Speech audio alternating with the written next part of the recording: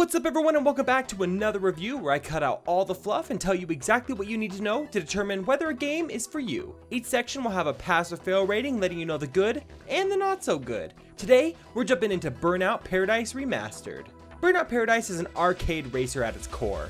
The game is focused on letting you go as fast as you possibly can, and there are not many other racing games that give you the feeling of driving so fast it's almost unbelievable. While it also has some awesome crash mechanics and stunt activities, as well as a world full of things to do, can a 10-year-old racer stand the test of time and compete with modern hallmarks?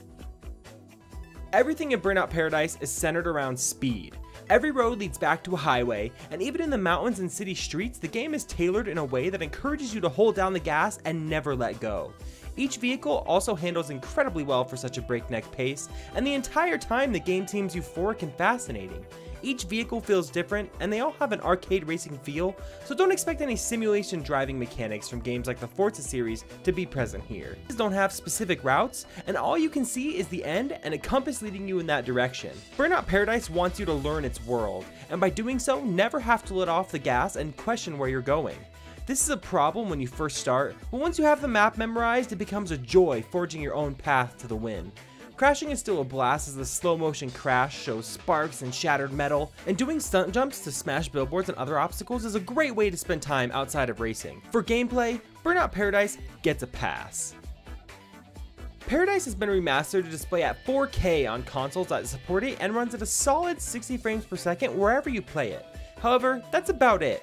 Unlike Bluepoint Games' recent work on Shadow of the Colossus, the textures were not updated, there were no real effects added, and you can still tell this is a previous gen game.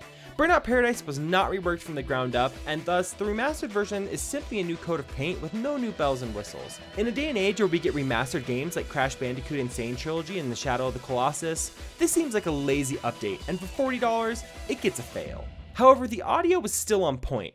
Every time you boot up the game, you hear Guns N' Roses' Paradise City, and a majority of the original soundtrack is still there. Hearing so many songs from this era is a nostalgia trip, and how they worked out all the licensing, I don't even know. The cars, crashes, and world all sound decent as well, so for audio, Burnout Paradise gets a pass. And I'm going to skip story and plot for this review, because they don't really exist in this game.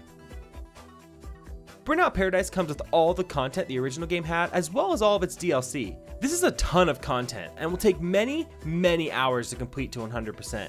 This is a gift and a curse though, because everything is available from the start, meaning the progression of the early hours is ruined by having legendary cars unlocked. However, having over 150 vehicles present means the game is no slouch on content.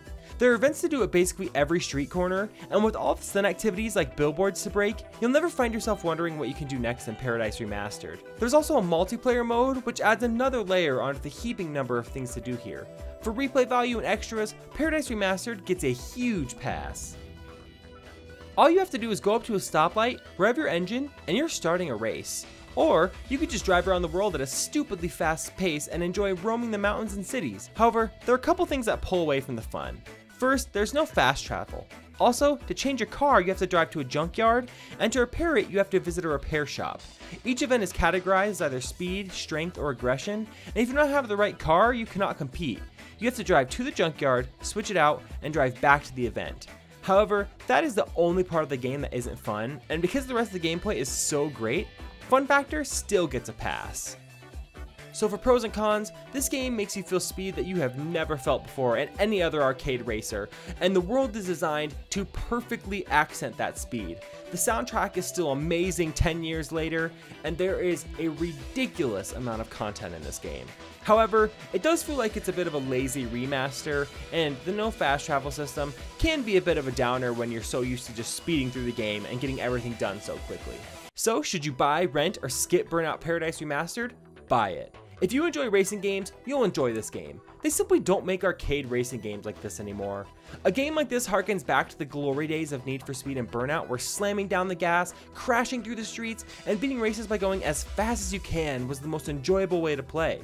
This game is so much fun, and you won't regret it. I hope this review helped you to know what's best for you, and if you want to see more of these videos and a ton of other content, please hit the subscribe button and touch the bell so you can see whenever I make a new video, and don't forget to give that like button some love. Thank you all so much for watching, and let's continue creating the greatest community in the world.